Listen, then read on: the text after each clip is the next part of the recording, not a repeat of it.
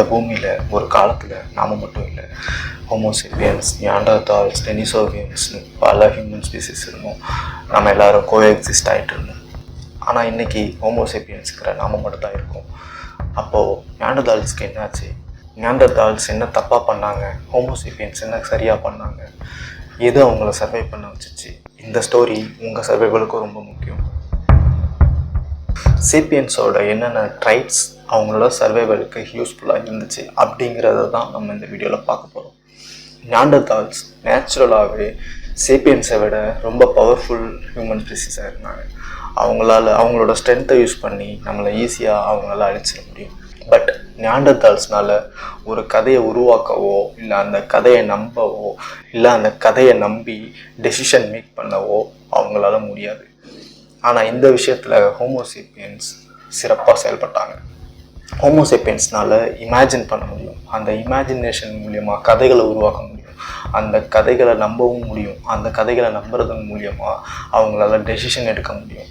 இந்த கதைகளை நம்ப வைக்கிறதன் மூலியமாக நிறைய ஹோமோசேப்பியன்ஸ் ஒரே கோலை நோக்கி ஒன்றா ஒர்க் பண்ண முடியும். இந்த பவர் தான் நியாண்டர்தால்ஸ்லேருந்து நம்மளை சர்வைவல் ரேட்டை அதிகம் பண்ணுச்சு. இப்படி சேப்பியன்ஸ்னால் உருவாக்கப்பட்ட கதைகள் தான் நாடும், நாட்டின் எல்லைகளும், கடவுள்களும், பேய்களும், மதங்களும். நம்மளால் உருவாக்கப்பட்ட கதைகள் தான் இப்போ நம்மளே டெசிஷன் வைக்கிற அளவுக்கு வளர்ந்துருக்கு. இப்படி நம்ம உருவாக்கப்பட்ட கதைகள்னால தான் நம்ம சர்வைவ் ஆகிட்டுருக்கோங்கிறதும் உண்மை. இப்படி நம்ம உருவாக்கப்பட்ட கதைகள்னால பல ஹோமோசேப்பியன்ஸ்னால் ஒன்றா சேர முடியும். இந்த பல ஹோமோசேப்பியன்ஸ் ஒன்றா சேர்றது மூலியமாக நம்மளோட வேலைகள் சுலபமாக முடிஞ்சுது. நம்ம நிறைய விஷயங்களை சாதிச்சு காட்டணும், நிறைய விஷயங்களை ஈஸியாக பண்ண ஆரம்பித்தோம். இப்படி 1000 ஹோமோசேப்பியன்ஸ், 2000 ஹோமோசேப்பியன்ஸ் ஒரு ஸ்டோரி மூலியமாக ஒன்றா சேர முடிஞ்சிச்சு. ஃபார் எக்ஸாம்பிள், இந்தியாவில் இருக்கிற ஏதோ ஒரு ஸ்ட்ரேஞ்சர் கூட போய் நம்ம இந்தியன்னு சொல்லி நம்மளால் டக்குன்னு இணைஞ்சி அவங்களோட மிங்கிள் ஆகிட முடியும். ஆனால் இதை நியாண்டர்தால்ஸ்னால் பண்ண முடியாமல் இருந்தது. அவங்களோட ட்ரைப்ஸில் அதிகபட்சம் வெறும் 20 மெம்பர்ஸ் தான் இருக்க முடியும்.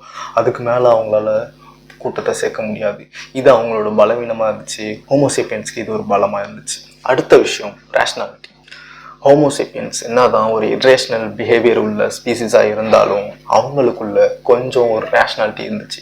இந்த ரேஷ்னாலிட்டி தான் அவங்கள சர்வை பண்ண வச்சுட்டு அவங்களோட டெசிஷன் மேக்கிங்கில் கரெக்டாக எடுக்க வச்சு சர்வை பண்ண வச்சிட்ருக்கு.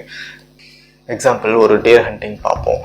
ஒரு மானை நியாண்டர்தால்ஸ் பார்த்த உடனேயே அவங்க எந்தவித ஹெசிஸ்டேஷனும் இல்லாமல் டைரெக்டாக அந்த மானை துரத்திட்டு போய் ஷார்ப்பான ஆயுதங்களை வச்சு அந்த மானை பிடிச்சு அவங்களோட உணவு தேவைக்கு பயன்படுத்திக்கிறாங்க.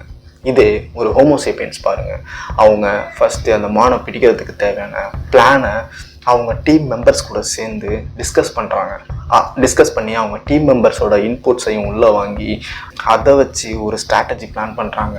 அந்த ஸ்ட்ராட்டஜி எக்ஸிக்யூட் பண்ணி அந்த மானை பிடிக்கிறாங்க. டிஃப்ரென்ஸ் ரொம்ப சிம்பிள் தான். நியாண்டர்தால்ஸ் ஃபுல் அண்ட் ஃபுல் அவங்க ஸ்ட்ரென்த்தை நம்பியிருந்தாங்க. ஹோமோசேப்பியன்ஸ் ஃபுல் அண்ட் ஃபுல் அவங்களோட ஸ்ட்ராட்டஜி நம்பியிருந்தாங்க. இப்போது ரேஷ்னாலிட்டி எங்கே ஒர்க் ஆனிச்சு அப்படின்னு நான் உங்களுக்கு சொல்கிறேன்.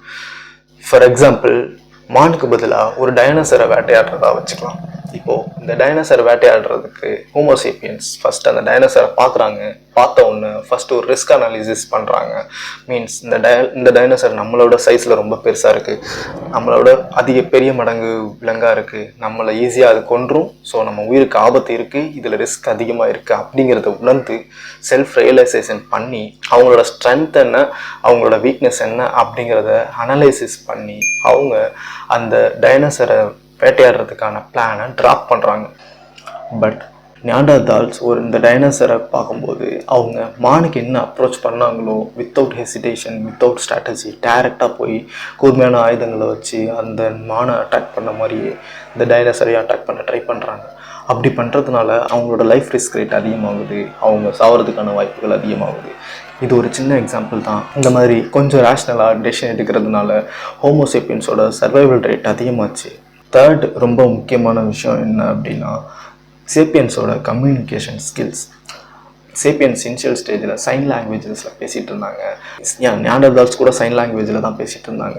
பட் சேப்பியன்ஸ்னால் சைன் லாங்குவேஜை டெவலப் பண்ண முடிஞ்சிச்சு, அடுத்த கட்டத்துக்கு மூவ் பண்ண முடிஞ்சிச்சு. அவங்களால சைகைகள் மூலியமாகவே கதைகளை உருவாக்க முடிஞ்சிச்சு, சைகைகள் மூலியமாக பொய் சொல்ல முடிஞ்சிச்சு. இந்த பொய் சொல்கிறதுனால சேப்பியன்ஸோட சர்வைவல் ரேட் அதிகமாச்சுன்னு சொன்னால் நம்புவீங்களா? எக்ஸாம்பிளுக்கு இந்த பக்கம் தண்ணி இருக்குன்னு சொல்கிறதுக்கு பதிலாக இந்த பக்கம் தண்ணி இல்லைன்னு சைகையிலேயே அவங்க சொல்லிட்டு மற்ற ஸ்பீசிஸ்டேருந்து அவங்களுக்கு தேவையான தண்ணியை சேமித்து வச்சுக்க முடிஞ்சிச்சு.